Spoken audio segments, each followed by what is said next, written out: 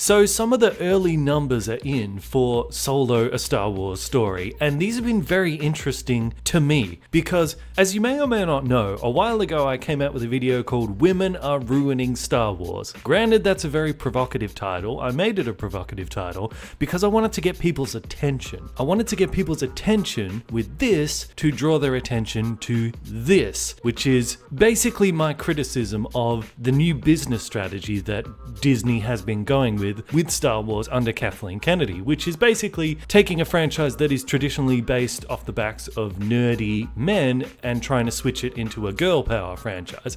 I was pointing out in that video, not a really good strategy, and I predicted that if they continue with this way, there will be a 40% reduction in profits. And of course, I got called sexist a lot for this. I knew I would. And there was even a Reddit page that came up of like, oh, look how sexist Bandit is. Blah, blah, blah, blah, blah. Well, guess what, guys? The numbers are in for Solo, a Star Wars story, and oh look, about a 40% reduction from Rogue One. Gee, who could have predicted that? And for all the naysayers who were like, ho, you can't say that about The Last Jedi, the numbers aren't in yet. Well, it's been a while now, let's take a look at the numbers. Oh look, at least a 40% reduction in profit. See, this is the problem with Disney. This is the problem I have with the direction Kathleen Kennedy is going with. I know it's not because I hate women, it's because this is bad business. If your base wants one thing and you give them something else, regardless of how good that something else might be, they're not going to want it. And I think the numbers support this. Now, I did not see the Solo movie because those of you who follow us on the live stream, I've pointed out that I'm not going to do that. I don't want to give any more money to Star Wars. And you might have also noticed there's been a boycott of Solo leading up to this movie. And again, a lot of people have misinterpreted this of like, yeah, they just hate women, meh, meh, meh. But again, if you actually listen to what they're saying, the people who are calling for this boycott or promoting this boycott, their issue is not that there's a girl in Star Wars. Their issue is the way that Disney is disrespecting the fans. That when people come up with legitimate criticisms of the direction that Star Wars is going, Kathleen Kennedy and J.J. Abrams and some others just dismiss it as, oh, you're just sexist, meh, you're afraid of women, meh, meh, meh, meh, meh. Well, I'm sorry, but you don't get to do that. You don't get to spit in the face of the fans and then expect us to come and see your trash in cinemas. We're not going to do it. And the numbers for Last Jedi and for this, and I assume it will also flow over onto episode 9, are going to support that. Now, while I wholeheartedly support those who are boycotting Star Wars from this point on, at least until things turn around, while I completely support that and completely support all those that do it, you'll notice I haven't officially said that I'm boycotting. That's because while I'm not going to give any more money to them, I don't view it as a boycott. I don't view it as a boycott because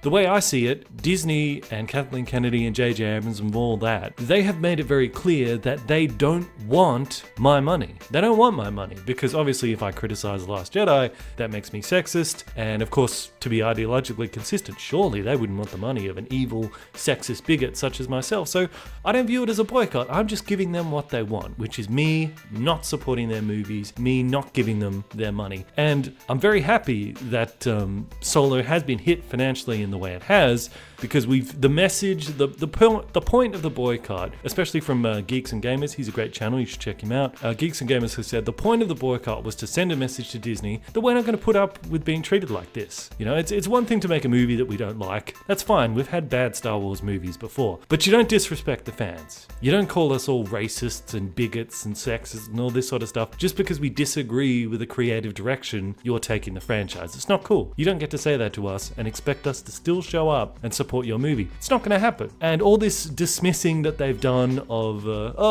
boycott, it's just a whole bunch of basement dwellers on the internet. Well, clearly you need those basement dwellers, Disney. So for all of those Star Wars fans who feel kind of similar to me, that you don't like the way you're being treated by Disney, and for those reasons you haven't gone out to see this movie, you probably won't go out to see episode 9. Now that we've shown that we do matter and that we are going to make a stand and we're not going to be disrespected like this, I think we need to think about what do we do next? Like, what's the step we take next? Because I was thinking about it and I thought, well, I don't think we could expect like an apology from Kathleen Kennedy. She's never going to apologize. She's never going to change her ways. She's never going to do anything differently with Star Wars.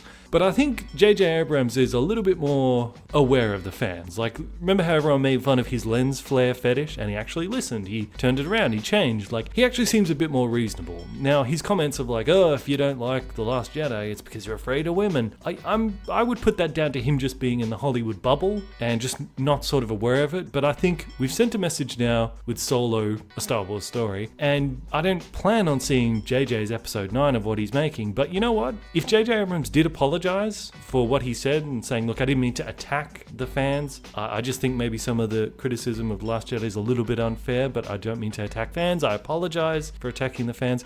If he said something like that, I'd go see episode 9 at least once. Whether I see it repeated times depends on how good the movie is. But for everyone out there who's with me on not seeing this, and everyone who supported the boycott, I think we should have a goal. And our goal should be, if J.J. Abrams apologizes, then we'll see episode 9 again. Because we've shown with Solo the impact we can make. So just wanted to throw that out there to the Star Wars community.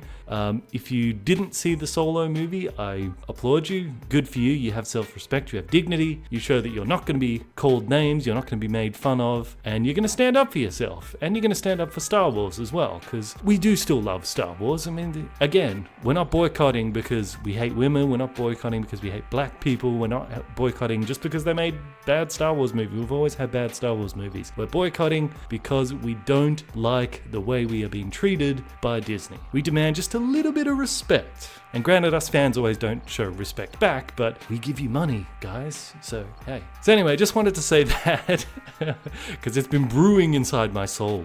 Just had to get it out there. I just had to put it somewhere. That's what she said. Okay, so thanks for watching, guys. Let me know what you think in the comment section. If you don't agree with the boycott and you still want to go see it, totally fine. I got no problems with you. I don't want to rob you of that enjoyment. That's fine. So I'm Bandit. This is Bandit Incorporated. Until next time, I will see you guys in the comments.